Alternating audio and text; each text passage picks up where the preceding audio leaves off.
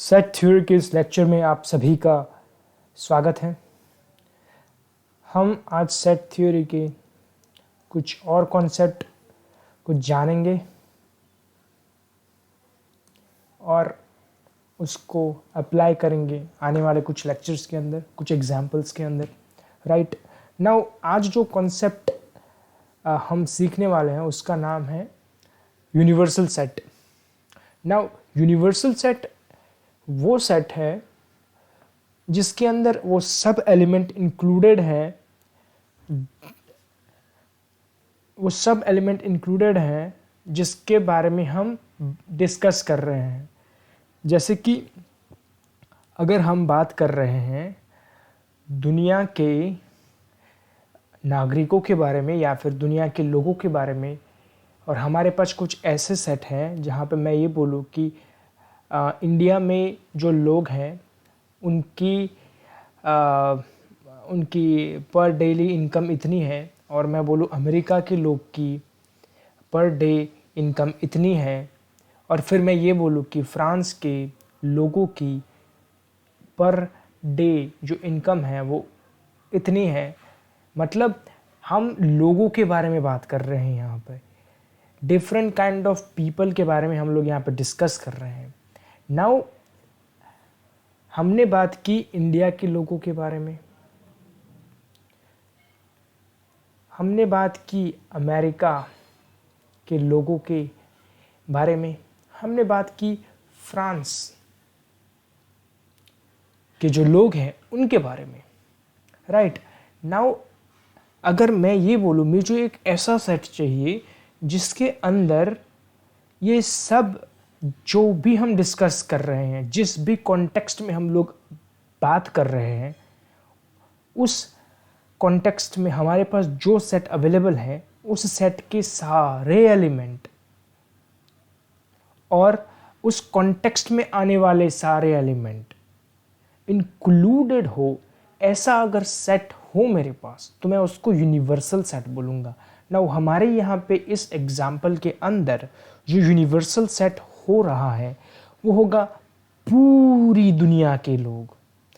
हमने बात की इंडिया के लोगों के बारे में, फिर अमेरिका के लोगों के बारे में बात की, नाउ फ्रांस के लोगों के बारे में बात की, लेकिन हम हमारा जो कॉन्टेक्स्ट है वो लोग हैं, पीपल है, यहाँ पे अलग अलग देशों के लोग हैं। तो मैं ये बोल दूँ कि भाई ब्रिटेन के लोगों के बारे में अगर मैं कुछ डिस्कस करूं तो वो एक कॉन्टेक्स्ट में हमने एक और सेट को इंक्लूड कर दिया। राइट फिर मैं बोलूं कि जर्मनी के लोगों के बारे में हम कुछ डिस्कस करेंगे तो हमने जर्मनी एक और सेट ले लिया, और एक पीपल हमारे लिए एलिमेंट है और कंट्री यहाँ पे एज अ सेट एग्जाम्पल के तौर पे हम ले रहे हैं। नाउ आप कुछ और कंट्रीज ले सकते हैं दुनिया की। कहने का मतलब ये है कि एक ऐसा सेट जिसके अंदर वो सारे एलिमेंट हो जिस कॉन्टेक्स्ट में हम लोग बात कर रहे हैं वो। तो नाउ यहाँ पे यूनिवर्सल सेट क्या होगा? यूनिवर्सल सेट को यू करके डिनोट किया जाता है। यूनिवर्सल सेट होगा वर्ल्ड।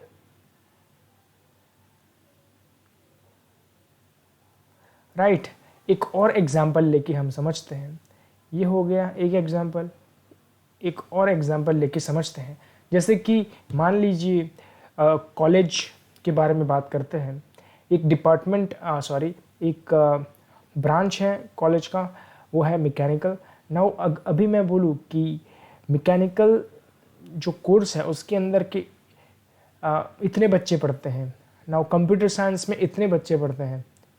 अभी मेरा जो कॉन्टेक्स्ट है वो ब्रांच है। हम जिस कॉन्टेक्स्ट के बारे में बात कर रहे हैं वो है ब्रांच। नाउ मैं एक और ब्रांच ऐड कर लेता हूँ, सिविल इंजीनियरिंग। नाउ आप बताइए कि इसका जो यूनिवर्सल सेट होगा वो क्या होगा? मैकेनिकल के बारे में बात की हमने, कंप्यूटर साइंस के बारे में बात की, फिर हम सिविल के बारे में बात की। नाउ ये जो तीन सेट है, ये हमारा जो कॉन्टेक्स्ट है के रिगार्डिंग आप यूनिवर्सल सेट को गेस कीजिए। यूनिवर्सल सेट हमारा होगा कॉलेज, ये होगा हमारा यूनिवर्सल सेट। नाउ एक और तरीके से अगर यूनिवर्सल सेट को समझना है तो आप जिस भी किसी सेट के ऊपर काम कर रहे हैं, आपके पास मान लीजिए सेट ए है, फिर सेट बी है और फिर एक सेट सी है। नाउ इसके अंदर कुछ एलिमेंट है, जैसे कि इसके अंदर है 1 2, इसके अंदर है 7 8 9 और इसके अंदर है 2 4 6 8, राइट। नाउ यूनिवर्सल सेट जो होगा वो ऐसा सेट होगा जिसके अंदर हमारे जो सेट है, जो कि ए बी और सी है, उस सेट के सारे एलिमेंट मौजूद होंगे, राइट। लेकिन उसके अलावा और भी कुछ एलिमेंट हो सकते हैं। हम कॉन्टेक्स्ट के बारे में बात कर रहे हैं, तो मैं ये बोल सकता हूँ कि यहाँ पे ये सब एलिमेंट 1 से लेकर के 10 तक, वैसे 7 रह गया है यहाँ पर, अगर आपने नोटिस नहीं किया है तो।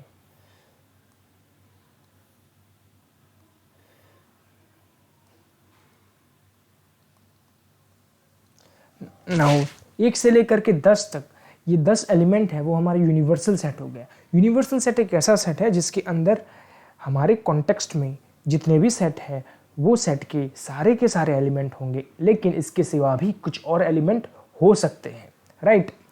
तो ये हो गया यूनिवर्सल सेट, राइट। नाउ हम एक और कॉन्सेप्ट देखेंगे जो कि है सबसेट।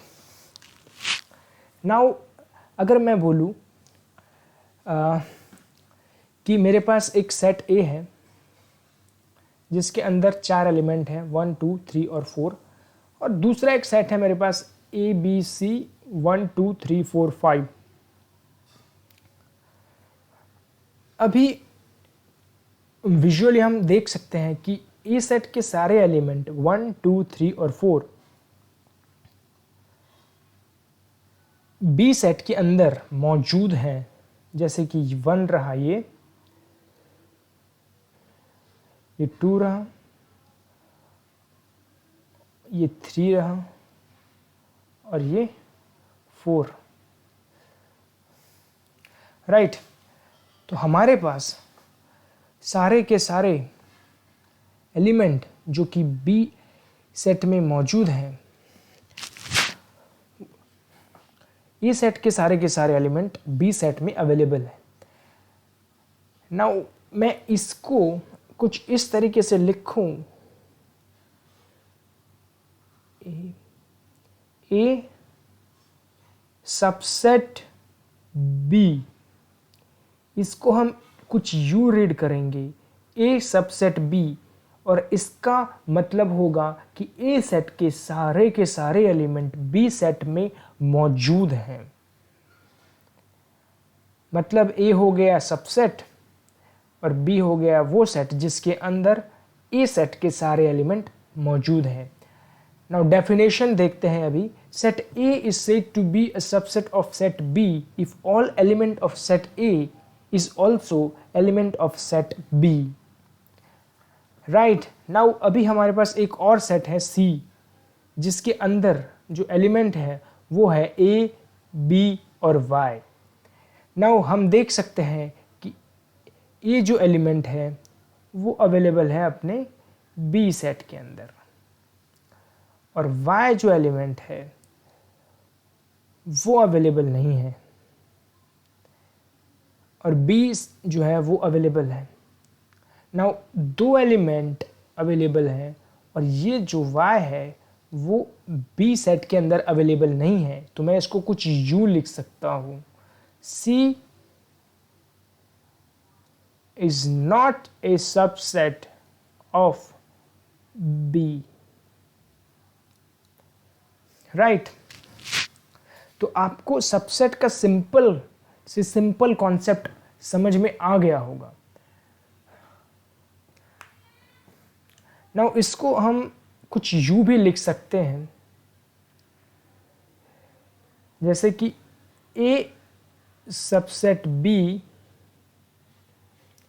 अगर ये सच है तो A बिलोंग्स टू A है, इसका मतलब हम निकाल सकते हैं कि A belongs to B also. Now A is a subset of A and A belongs to A, that implies A also belongs to B, right? तो ये हो गया मैथमेटिकल रिप्रेजेंटेशन सबसेट की डेफिनेशन का, राइट? अभी मैं एक और इंटरेस्टिंग कंडीशन बताता हूँ आपको। अगर मैं बोलूँ कि A is a subset of B, उसका मतलब हुआ कि A के सारे एलिमेंट B में हैं, और मैं ये भी बोल दूँ कि B is a subset of A, तो इसका क्या मतलब होगा? इसका ये मतलब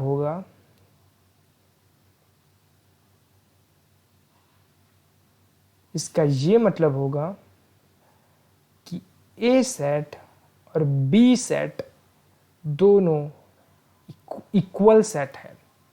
A के सारे एलिमेंट B में हैं और B के सारे एलिमेंट A में हैं, उसका मतलब हुआ कि A और B जो सेट है वो दोनों इक्वल सेट है।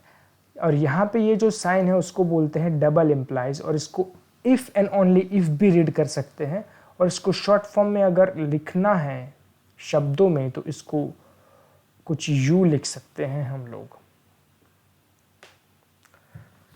नाउ एक और कंडीशन है, एक और प्रॉपर्टी बोल सकते हैं। हर एक सेट, मान लीजिए वो है ए सेट, तो वो खुद का सबसेट तो होगा ही होगा, क्योंकि ए के सारे एलिमेंट ए सेट में तो होंगे ही होंगे, राइट? वैसे ही एक और प्रॉपर्टी है हमारे पास, एक सेट है जिसको हम बोलते हैं नल सेट या फिर फाई, वो दुनिया के हर एक सेट का सबसेट है, क्योंकि उसके अंदर कोई एलिमेंट ही नहीं है। एलिमेंट ना होने वाला एक सेट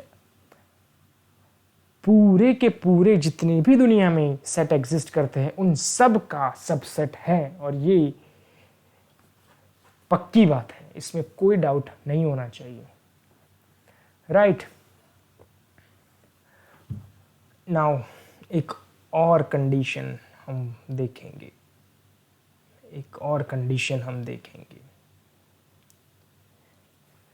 अगर मैं बोलूं कि A B का सबसेट है, इसका क्या मतलब हुआ? इसका ये मतलब हुआ कि A सेट के सारे एलिमेंट B के अंदर है, और आपको कुछ और कंडीशन दी हुई है जिसके अंदर ये लिखा हुआ है कि A is not equal to B, मतलब A सेट और B सेट इक्वल सेट नहीं है। अगर ये कंडीशन दो सेट पे लागू होती है तो हम बोलेंगे A को अ प्रॉपर सबसेट, और B को हम बोलेंगे सुपरसेट,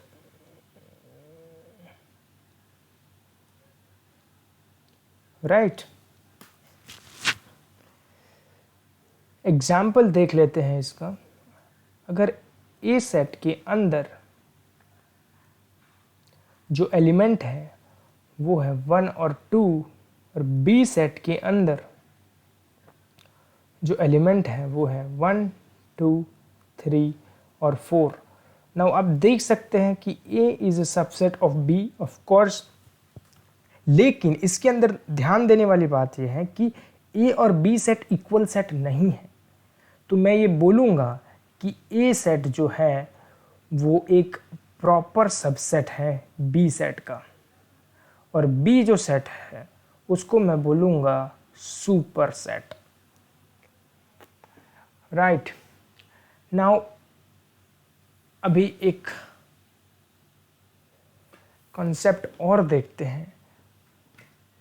कॉन्सेप्ट तो नहीं है लेकिन एक जानने योग्य बात सीखते हैं। एक अभी प्रीवियस लेक्चर में हमने सीखा था n नेचुरल नंबर का सेट, रेशनल नंबर का सेट, रियल नंबर का सेट, इंटीजर का सेट, और एक और सेट था जो कि आपको कुछ अलग तरीके से दिखाया था मैंने, r minus Q, irrational number का सेट।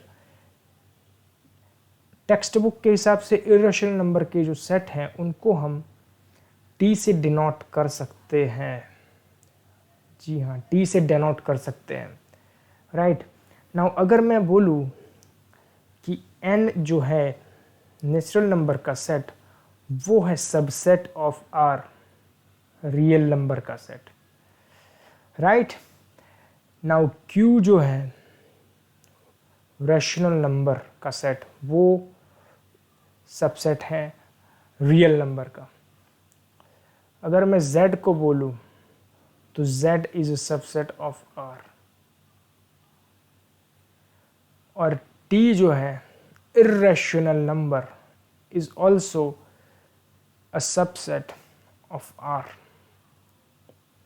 राइट नाउ ये नेचुरल नंबर का सेट है, ये इर्रेशनल नंबर का सेट है, ये इंटीजर का सेट है, और ये रैशनल नंबर का सेट है। वो सब के सब रियल नंबर के सेट के सबसेट हैं। राइट नाउ यहाँ पे Q के लिए एक जानने योग्य बात बताता हूँ मैं आपको। Q ऐसे नंबर का सेट है जिसको हम P बाई Q फॉर्म में लिख सकते हैं, और P और Q जो है वो इंटीजर है, लेकिन एक और कंडीशन है, Q ज़ीरो नहीं हो सकता, क्योंकि जैसे बताया था एक बार पहले भी, डिनोमिनेटर ज़ीरो नहीं होना चाहिए मैथ्स के अंदर कहीं पर भी। Denominator can not be zero, should not be zero. इसका ध्यान रखना है आपको through out mathematics, that denominator can not be zero. Now एक और बात है MCQ के लिए, एक शायद काम में आ सकता है। इर्रेशनल नंबर जो है वो, ये जो नेचुरल नंबर जो है वो इर्रेशनल नंबर में आएगा या नहीं आएगा, तो is not a subset of t। ये याद रखने योग्य बात है। नेचुरल नंबर का सेट इर्रेशनल नंबर के सेट का सबसेट नहीं है। राइट ये जानने योग्य बात है, ये याद रहनी चाहिए आपको। नाउ एक और कॉन्सेप्ट सीखते हैं। सबसेट हमने देखा अभी। नाउ उसी से एक और कॉन्सेप्ट निकल के आता है, interval as a subset of R। Now R जो है वो हमें पता है, R जो है वो हमें पता है कि वो रियल नंबर का सेट है, रियल नंबर का सेट है। और एक अगर आपको पता है तो बहुत अच्छी बात है, एक कॉन्सेप्ट है रियल नंबर लाइन।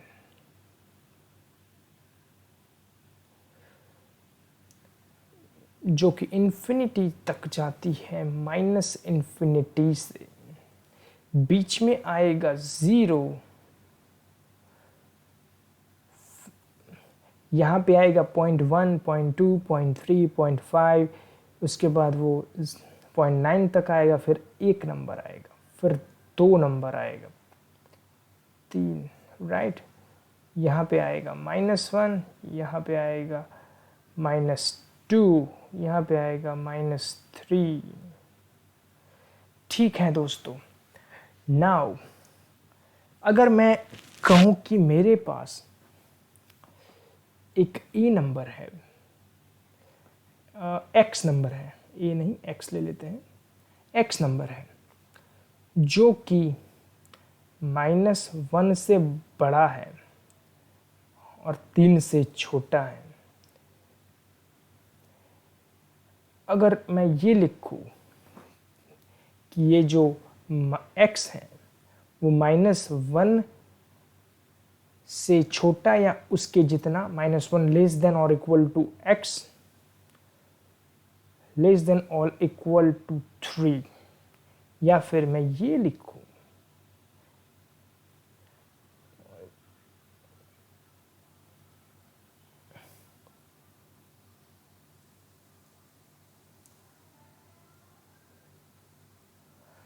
तो यहाँ पे हमारे पास x नंबर जो है वो आर सेट के अंदर कहीं पे बिलोंग करता है ना। उसकी 4 पॉसिबिलिटीज़ हैं, वो इंटरवल के बारे में मैं आपको बता रहा हूँ ना। इंटरवल जो होते हैं वो 2 टाइप के होते हैं। सबसे पहले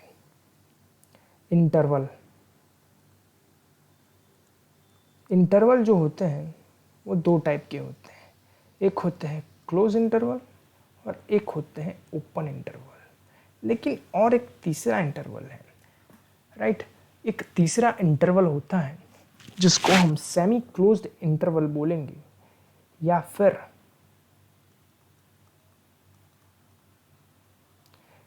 सेमी ओपन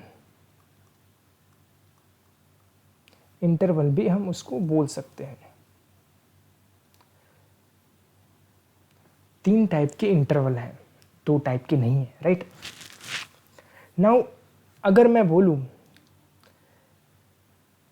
-1 से लेकर के -1 से लेकर के 3 तक x बिलोंग करता है, मतलब -1 से लेकर के 3 तक x बिलोंग करता है, तो मैं इसको कुछ यूँ लिख दूँ, ये खाली है, एम्प्टी सर्कल ड्रॉ किया है मैंने। और इसको दर्शाते कैसे हैं, x नंबर जो है बिलोंग्स टू,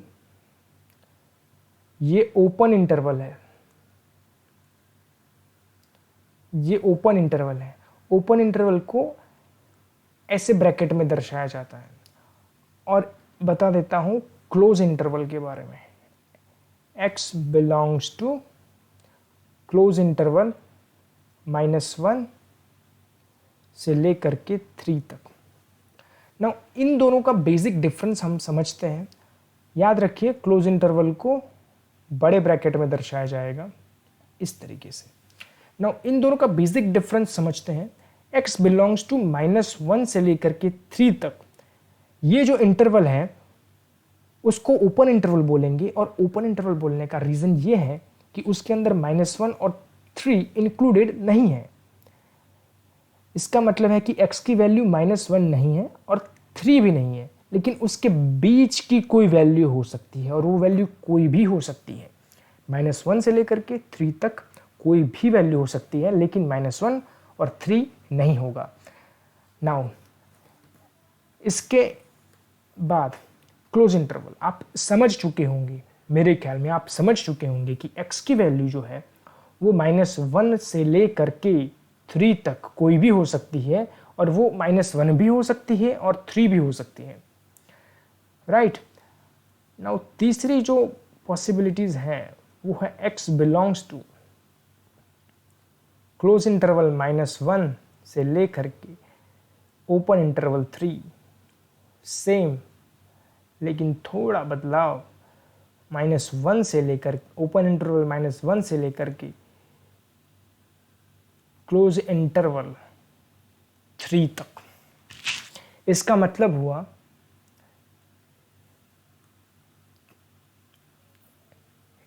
इसका ये मतलब हुआ कि -1 less than or equal to x less than 3। इसका ये मतलब हुआ कि x की वैल्यू -1 हो सकती है और -1 से बड़ी 3 तक की वैल्यू हो सकती है, लेकिन 3 नहीं हो सकती, राइट। 3 नंबर x की वैल्यू नहीं हो सकती। और वैसे ही x की जो वैल्यू है वो इस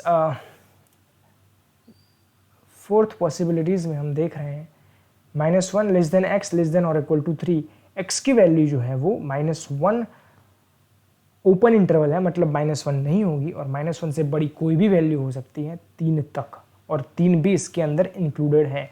नाउ सिंपल सा फंडा ये है कि ये जो ब्रैकेट लिखा होगा जिधर, उसके अंदर जो जो वैल्यू लिखी है वो इंक्लूडेड होगी इंटरवल के अंदर, x वो इंक्लूडेड होंगी वैल्यूज के अंदर, राइट। नाउ ये जो चार पॉसिबिलिटीज जो हैं, ये जो चार पॉसिबिलिटीज जो हैं, ये जो चार पॉसिबिलिटीज जो हैं,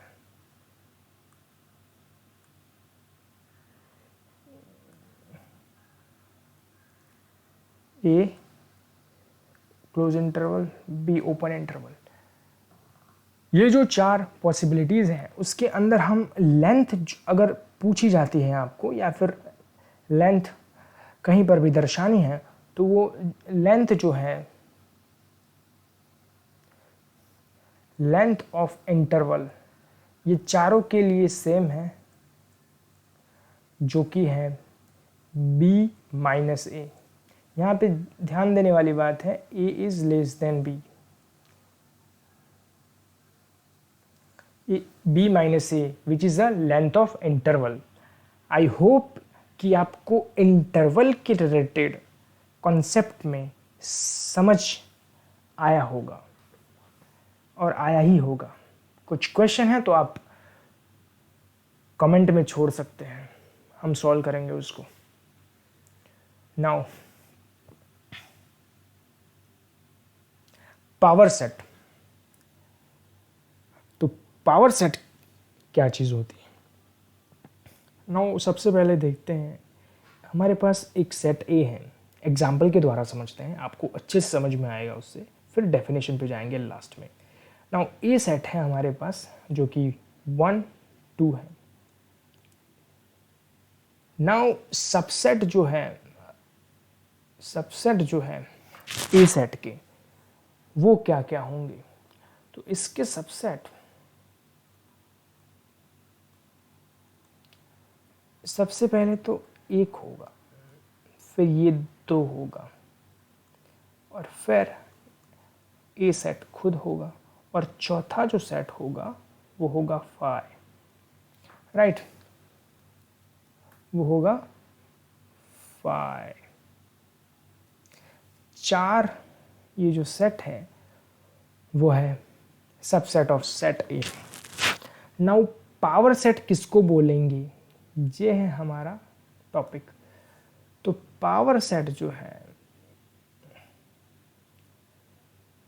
वो हम इसको बोलेंगे P ऑफ A को पावर सेट बोलेंगे, और पावर सेट जो है वो उन सभी सबसेट ऑफ A का एक बड़ा सा सेट है, बड़ा सा सेट है।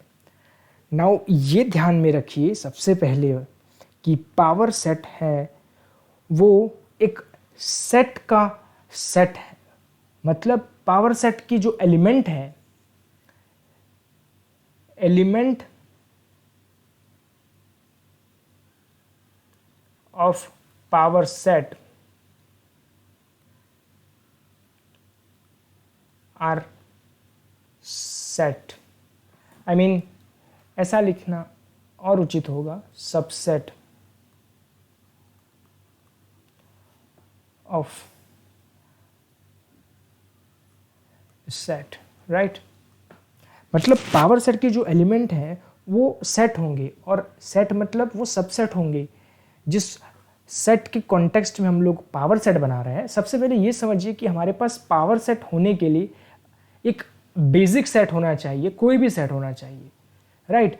नाउ उस सेट को, उस सेट के सबसेट का जो सेट बनेगा वो है पावर सेट। ये जो सेट ए है, इसके सबसेट का जो सेट बनेगा वो होगा पावर सेट, राइट। तो ये बहुत इंपॉर्टेंट है, आप ध्यान रखिए इस बात को कि पावर सेट के जो एलिमेंट है वो सेट खुद होंगे, right. Now order of a power set,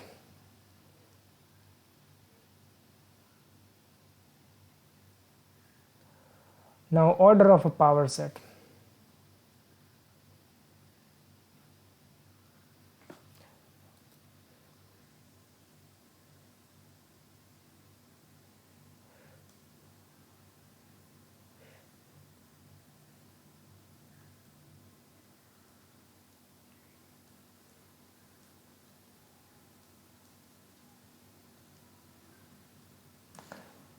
power set का ऑर्डर, अगर मान लीजिए हमारे पास कोई सेट ए होता तो उसका ऑर्डर हम कुछ ऐसे लिखते, राइट। नाउ हमारे पास अवेलेबल है वो है पावर सेट ऑफ ए, तो हम इसके ऑर्डर को कुछ यू लिखेंगे, right. Number of power set of A, तो number of power set of A is equal to 2 raised to m, जहाँ पे m जो है वो है ऑर्डर ऑफ सेट ए। तो यहाँ पे ऑर्डर ऑफ सेट ए हमारे एग्जांपल में 2 है, तो m की वैल्यू 2 आएगी, तो 2 रेज टू 2 4। पावर सेट का ऑर्डर 4 है, मतलब उसके अंदर 4 एलिमेंट है, 1 2 3 4, राइट। तो ये हो गया power set, right. Power set का कॉन्सेप्ट याद रखिएगा, और सबसे इम्पोर्टेंट इसके अंदर समझने वाली जो बात है वो ये है कि पावर सेट में हर एक एलिमेंट सेट होगा, राइट। ये जो फाइ है वो itself a set, remember that. Now आपने इतना समय दिया और इस लेक्चर को देखा, उसके लिए शुक्रिया। आपने कुछ सीखा होगा, और हम लोग मिलेंगे अगले लेक्चर में। तब तक